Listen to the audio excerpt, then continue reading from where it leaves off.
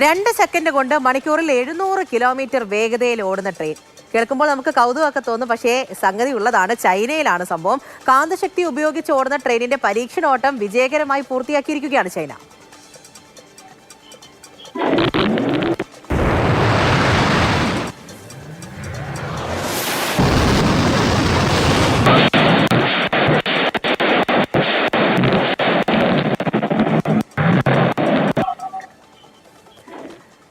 സോണലാണ് നമ്മളോടൊപ്പം ന്യൂസ് ഡെസ്കിൽ നിന്നും ചേരുന്നത്. Zonal, good morning. എന്താ ഇപ്പോൾ സംഭവിച്ചേ എന്ന് ചോദിക്കുന്നത് പോലെ ആയിരിക്കും അല്ലേ? വേഗമേറിയ കുറെ ട്രെയിനുകളൊക്കെ ചൈനയുടെ പക്കലുണ്ട്. പലതുമൊക്കെ ഇങ്ങനെ നിർമ്മിച്ച് റെക്കോർഡുകളൊക്കെ തകർക്കുന്ന ഒരു ഹോബിയൊക്കെ തന്നെയാണ്. അതിന്റെ കൂട്ടത്തിൽ ഇതും കൂട്ടിച്ചേർക്കാം.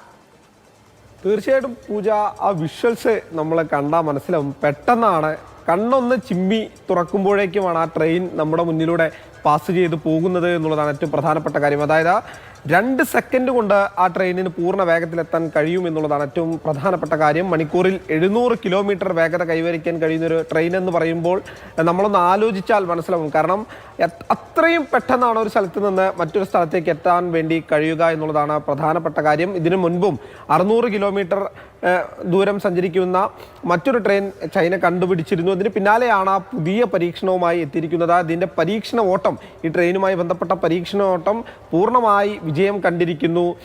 അടുത്തു തന്നെ ഇതിൽ യാത്രായോഗ്യമാക്കി മാറ്റും എന്നുള്ളതാണ് നമുക്ക് ലഭിക്കുന്ന പുറത്തു വരുന്ന റിപ്പോർട്ടുകളൊക്കെ സൂചിപ്പിക്കുന്ന ഒരു പ്രധാനപ്പെട്ട കാര്യം. എന്തായാലും 2 മുതൽ, അതായത് 5 മുതൽ 10 വരെയുള്ള ബോഗികളാണ് ഈ ട്രെയിനിൽ ഉണ്ടാവുക എന്നുള്ളതാണ് നിലവിൽ ലഭിക്കുന്ന വിവരം. ഇതിൻ്റെ ഒരു പ്രധാന ഘടന എന്ന് പറയുന്നത് ടയറുകൾ പരമ്പരാഗത രീതിയെ അല്ല ഇതിൽ ഉപയോഗിച്ചിരിക്കുന്നത്. കാന്തം ഉപയോഗിച്ചാണ് ഈ ട്രെയിൻ സഞ്ചരിക്കുക എന്നുള്ളതാണ്. അതുകൊണ്ട് തന്നെ കരയിൽ ഏറ്റവും കൂടുതൽ വേഗതയിൽ സഞ്ചരിക്കുന്ന ഒരു വാഹനം എന്ന് നമുക്ക് ഇതിനെ കണക്കാക്കപ്പെടേണ്ടി വരും. ആ ഒരു റെക്കോർഡ് കൂടി ഈ വാഹനത്തിന്, ഈ ട്രെയിനിനുണ്ട് എന്നുള്ളതാണ് പ്രധാനപ്പെട്ട കാര്യം. എന്തായാലും ചൈനയിൽ അത്ഭുതങ്ങൾ നടക്കുകയാണ്. വീണ്ടും വീണ്ടും അവർ ഇത്തരത്തിലുള്ള അത്ഭുതങ്ങൾ കൊണ്ടുവരികയാണ് എന്നുള്ളത് നമുക്ക് നോക്കിക്കാണാം.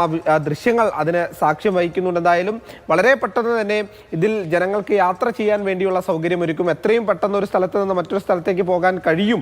അതായത് 2 സെക്കൻഡ് കൊണ്ട് അതിൻ്റെ പൂർണ്ണ വേഗത കൈവരിക്കാൻ കഴിയുമെന്ന് പറയുമ്പോൾ കണ്ണൊന്ന് ചിമ്മി തുറക്കുമ്പോഴേക്കും നമ്മൾ എത്തേണ്ട സ്ഥലത്ത് ചിലപ്പോൾ എത്തിപ്പെടാം എന്നുള്ളതാണ് പ്രധാനപ്പെട്ട കാര്യം. എന്തായാലും ശരിയാണ്. നമ്മളൊക്കെ അത് ചിന്തിക്കുമ്പോഴും തന്നെ നമ്മളിങ്ങനെ ആലോചിക്കുമല്ലോ, ഒന്ന് കണ്ണടച്ച് തുറക്കുന്നതിന് മുമ്പ് ഇന്ന സ്ഥലത്തേക്ക് ഒന്ന് എത്താൻ പറ്റിയിരുന്നെങ്കിൽ എന്നുള്ള തരത്തിലൊക്കെ പറയുമ്പോഴാണ് അതൊക്കെ പലയിടത്തും പരീക്ഷിക്കുന്നുണ്ട്, അതൊക്കെ വിജയം കൈവരിക്കുന്നു എന്ന തരത്തിലുള്ള വാർത്തകളൊക്കെ നമുക്ക് മുന്നിലേക്ക് വരുന്നത്.